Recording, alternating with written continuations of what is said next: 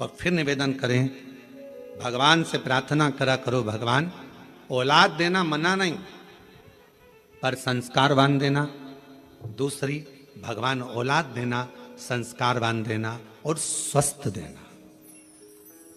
एक मां की दशा क्या होती है, बच्चे को जन्म देने के बाद उस मां से पूछा जाए, जिस माता की औलाद में अगर थोड़ा सा भी कोई तकलीफ आती है तो मां का कलेजा हिल जाता है। जितना मां रोती है शायद दुनिया में कोई ना रोता हो।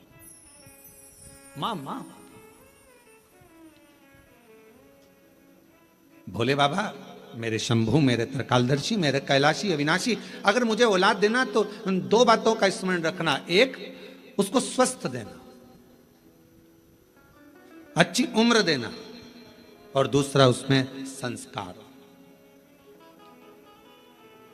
और कैसे संस्कार हो? शिव महापुराण की कथा कहती है, अगर माता पिता सत्संग में डूबे हैं, माता पिता संकीर्तन में डूबे हैं, माता पिता शिव भक्ति में डूबे हैं, माता पिता यदि भगवत स्मरण में डूबे हैं, तो ऐसी कृपा करना कि हमारी औलाद भी भगवान शिव की आराधना करे, भगवान का भजन करे, सत्संग करे, कीर्तन करे, नाम जाप करे, स्मरण करे। हाँ, हमें दुनिया को दिखाने के लिए नहीं, अपनी अलमस्ती के लिए, अपने आनंद के लिए, अपनी आत्म शांति के लिए, अपने चिदानंद के लिए, अपने मन के लिए करें।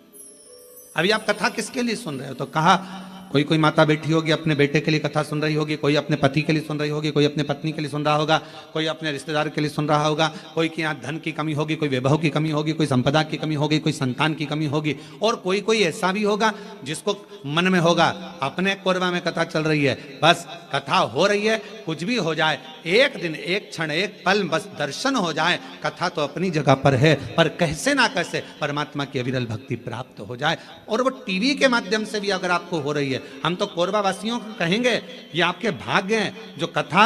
कोरबा से ही ऑनलाइन हो रही है, तो अपने घरों में रहकर टीवी के सामने भी बैठकर अगर कथा सुन रहे हो तो उसका एक आनंद है।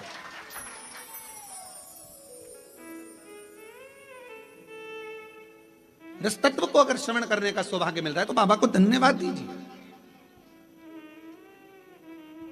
और कथा के मध्य में सोमवारी भी पड़ रही है सावन की।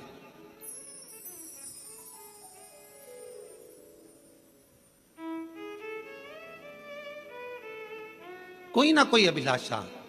और शिव महापुराण की कथा कहती है अगर कोई अभिलाषा नहीं भी है, और हम जब बाबा के चरणों में बैठकर जाकर बोलते हैं भोला सब दुख ओ भोला, और आज कहने में संकोच नहीं होगा, बिहार की धरा से, बिहार की पवित्र भूमि से सिंहेश्वर महादेव के पावन चरणों में बैठकर एक बात कहना चाहूंगा, कहीं तुम्हें दान देने की जरूरत नहीं है, तुम अपने माँ बाप को पेट भरकर भोजन करा रहे हो और उनकी सेवा कर रहे हो, तो कहीं दान देने की जरूरत नहीं, कहीं दान देने